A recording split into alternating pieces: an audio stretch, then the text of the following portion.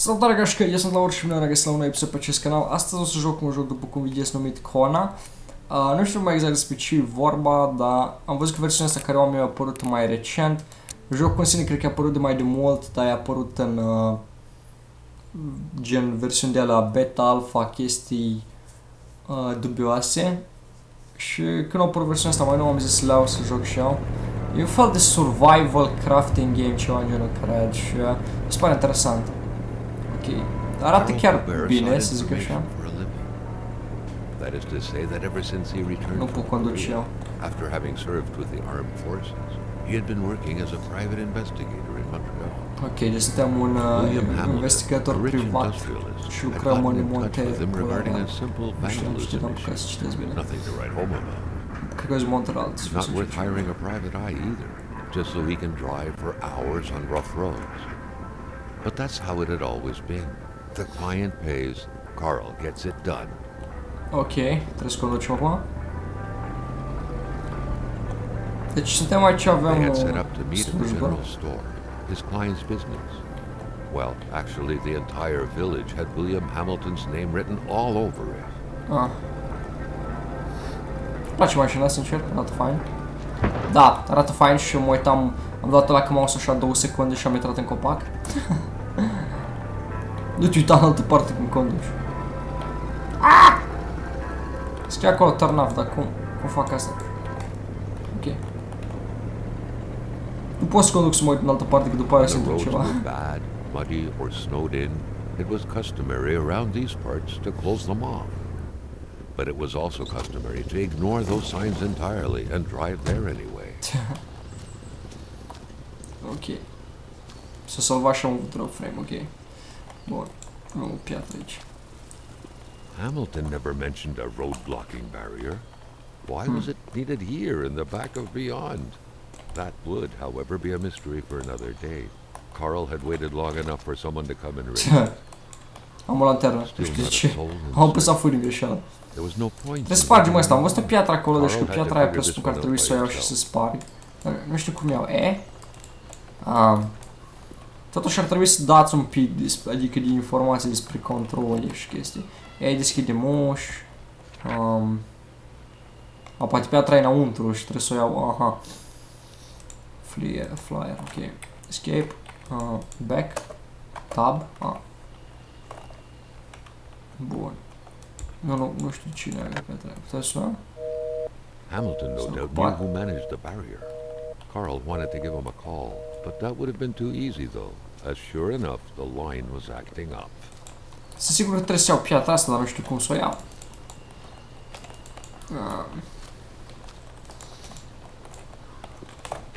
Că pot să-mi top ce se întâmplă pe lanterna. Crouch. Sincer, chiar nu știu ce să fac. Trebuie să mă uit un pic la control sau ceva. Sau poate trebuie să o am pe aici.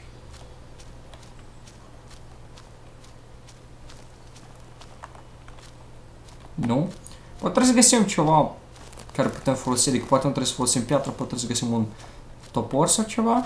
Ce am putea folosi să spargem lacătul. Adică presupun că dacă zona asta e un pic de explorat și dacă nu a apărut nimic să apăs la genul apasă, iese piatra.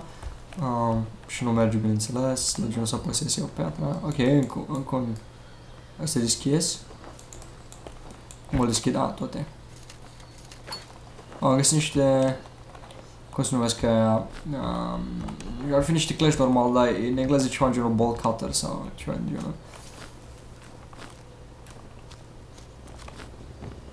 Acum cred că tăiem lacătul. Da. Hamilton is waiting for Carl in the general store. Zici clești It was normal. time for him to get down to business.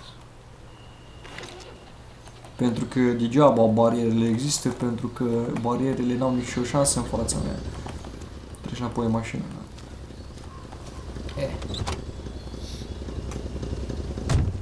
Să conducem o mașină. William Hamilton enjoyed a lavish country house built in the very heart of the northern forests. Nu sunt prea bun la condus, n-am fost niciodată, sincer.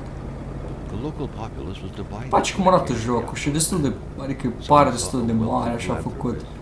Bine, normal e limitat, adică de mă dau jos din mașină, nu pot să merg în pădure și chestii de astea, pentru că e doar pădure, zici așa, de decor. Deci cine aibă conduc prin șanță, nu știu, e foarte bun la condus de asta.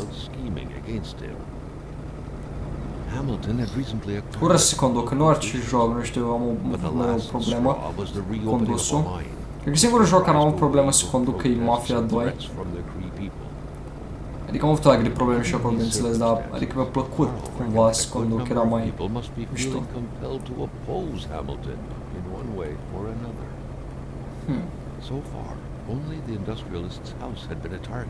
Nu s-a atent la ce vorbește tipul ăsta, să fiu sincer, cum vorbește despre ce... Cred că a fost... Aaaa, ce trebuie să fac asta? Da, a fost cam rapid chestia aia, nu mă așteptam să se întâmple, sincer.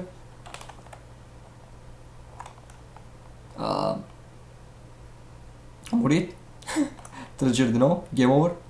Câteva ori mai târziu, ok.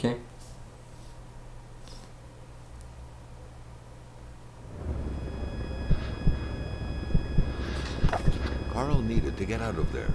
The cold and the pain required. E interesant pentru că vocea aia teoretic ne spune ce trebuie să facem. Chestia dubioasă e... acum o secundă era vară sau toamnă, e destul de sigur. Și acum mai e iarnă. Why? De ce? Cum? Cum s-a întâmplat? Am dormit 70 de ani sau ceva? De genul? Ce am trebuit să ies din mașină? Locul ăsta în mașină. The driver had taken off. It was still best to check it out and leave nothing to chance. Carl needed help. Deci nu poate deschide portierul ăsta.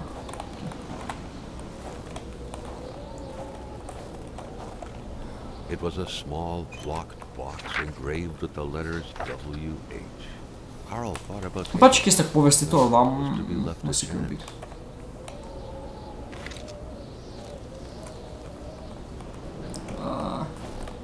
Sunt de sigur că mi-e frig. Putem să verificăm portbagajul? Da? Nice. Carl wondered how long he would have to endure this skin-stinging cold. This deep in the country, his last hope was to find an abandoned garage or a farm by the roadside. Ok, deci trebuie să găsim un garaj sau... În fapt am văzut aici un turn de la care putem să ne urcăm. Și avem un fel de... Avem o căsuță aici, frumos.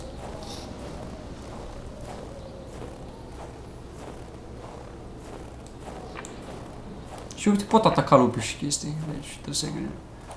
Putem face un foc aici? Da. Să ne avem nevoie de chestii pentru... Dar vreau să mă duc sus aici pentru că am văzut că tot trecut era un chest. Acum asta putea să fie are, adică un cufăr, nu știu ce am zis chest. Minecraft, probleme de la Minecraft, rămas traumatizat viața de la jocul ăla.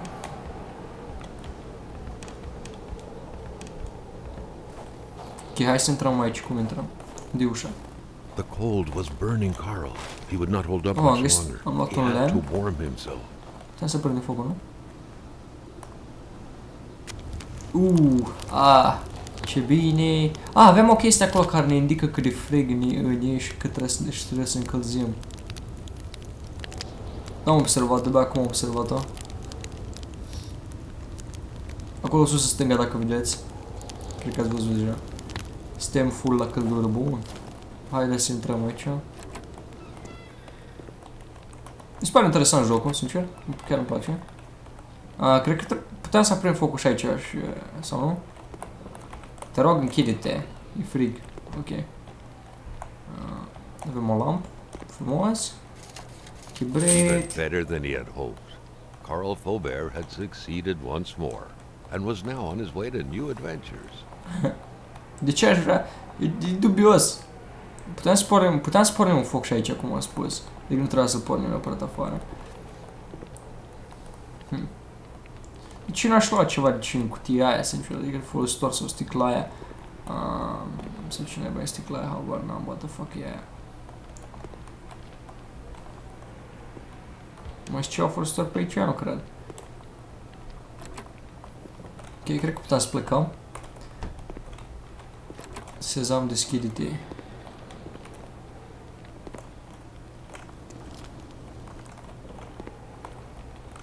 Ură să închid ușile. Ok, ce arde bine. Putem să mai luăm un lemn? Da, putem să mai luăm. Deci putem să mai punem un foc în caz că e nevoie. Oricum, acum suntem ok când vine vorba de căldură. Aici e sfârșit de drum, deci trebuie să ne întoarcem să mergem pe drumul mare. Eu nu găsesc nimic, pot oricând să mă întorc, să mă încălzesc înapoi aici, pentru că mai am un lemn. Și am și grămada aia de unde pot să iau lemn, aparent.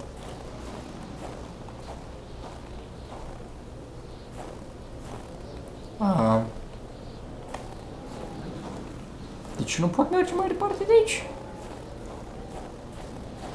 Nu știu, dubios. Și vreau chestiile care să văd lângă...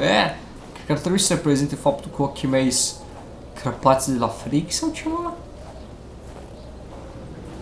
Arată super dubios. Dacă uitați în fiecare colț ecranului. Să fel de striață sau nu știu cineva sau... Am înțeleg de ce nu pot să merg mai departe de acolo. Ce pot să merg numai aici? Asta e tot ce pot să fac în jocul ăsta? Bune?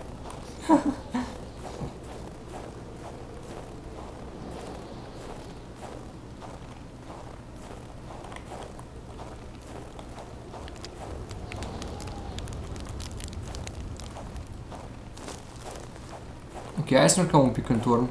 Poate trebuie să vedem ceva din turnul și am ratat eu ceva. Trebuie să mă uit un pic în jur.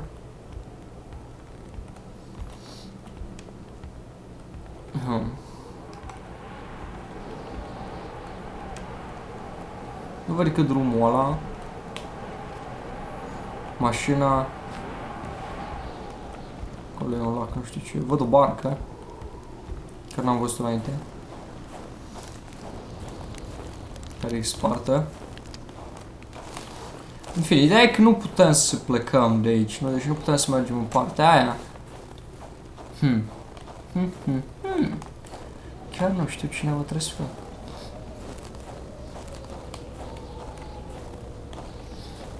De ce nu pot trece pe aici, că tot n-am înțeles?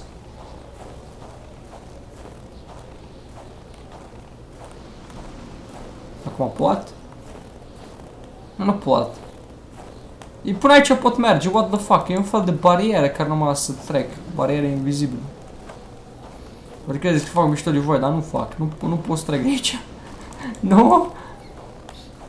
Poate trebuie să mă întorc, poate asta înseamnă că trebuie să mă întorc la mașină. Poate jocul încearcă să-mi zic ceva, nu pot să pleci. Poate trebuie să mă urc în mașină, să conduc mașina. Habar n-am. Haideți de-am.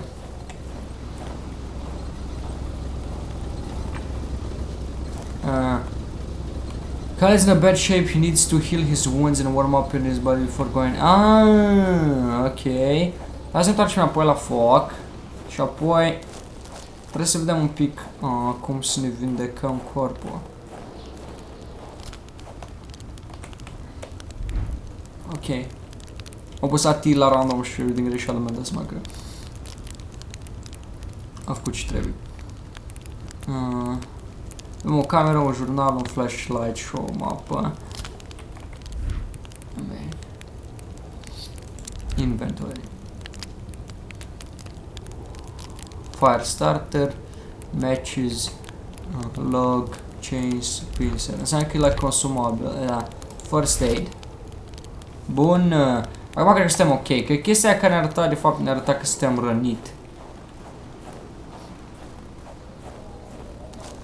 Îmi pare rău că n-am realizat, dar sincer, sunt chiar nou la jocul ăsta și chiar habar n-aveam că spate la genul să fiu și răniți. The car is stuck in the snow gap. It will not move without help. Ok, deci am nevoie de cineva ca să scoatem mașina de acolo. Bun. Acum putem măcar să continuăm de aici? S-a dus bariera invizibilă?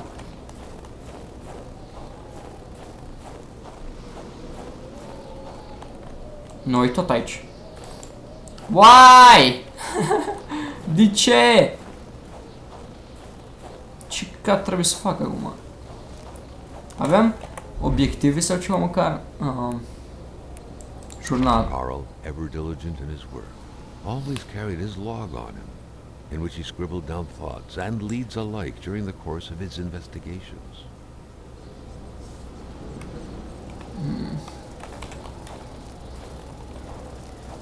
So what the fuck să vedem. Ce acolo?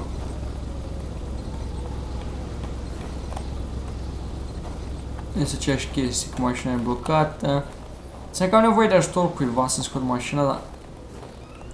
Cine ar putea să mă ajute că nu e nimeni pe aici? Sunt destul de sigur că nu pot să trec de asta.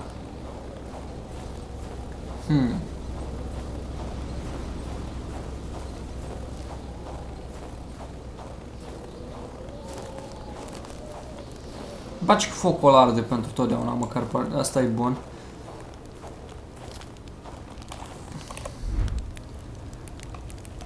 Nu-mi place cum stă chestia cu creierul, ceva cu sănătatea mea, poate trebuie să mănânc ceva. Sau poate trebuie să fumez. Like many of his contemporaries, felt like he had more trouble breathing when he wasn't smoking. M-am eliberat de stres. Echipament. Mapă. Cigarette was his own personal breathing assistant. Dar oricum nu putem să plecăm din cauza că trebuie să ne scoatem mașina cumva. Am nevoie de ajutorul cuiva. Sau de ajutorul a ceva. Și nu știu ce. Locked iron box. Am nevoie de o cheie.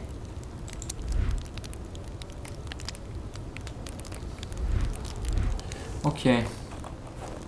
Să mă uităm un pic în cabană. Putem să scăpăm de mapă? Da. Pentru mapă trebuie să apăs M. Putem să aprindem un foc și aici, să fie ca să fie ok.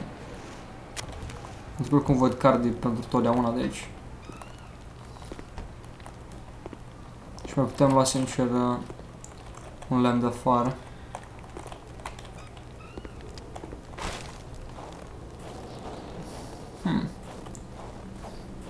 Sigur că am ratat ceva sau nu văd ceva.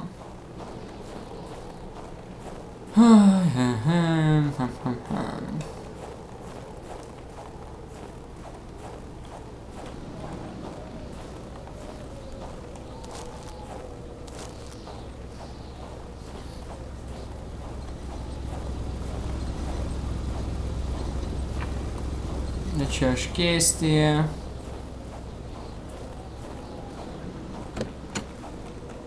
Putem deschide aici, dar nu-i nimeni în mașină și nu ar putea să ne ajute. Nu înțeleg de ce nu mă lasă să continui. Trebuie să mă lasă să continui pe străduța asta. Văd niște fum, să fiu sincer, da? E fumul de la focul meu. Parcă s-a retardat. Atâta timp cât nu mă lasă să continui de aici, nu știu ce să fac. Ok. Dar în fine, cam atât cu acest episod. Dacă v-a plăcut, nu uitați să lăsați un like, să vă abonați, să distribuiți pe pagina socializare. Dacă știți ce trebuie făcut, lăsați un coment în secțiunea de comentarii și spuneți-mi ce dracu trebuie să fac. Și dacă v-a plăcut, ne vedem în episodul următor, adică să fac și episodul 2. Ciao!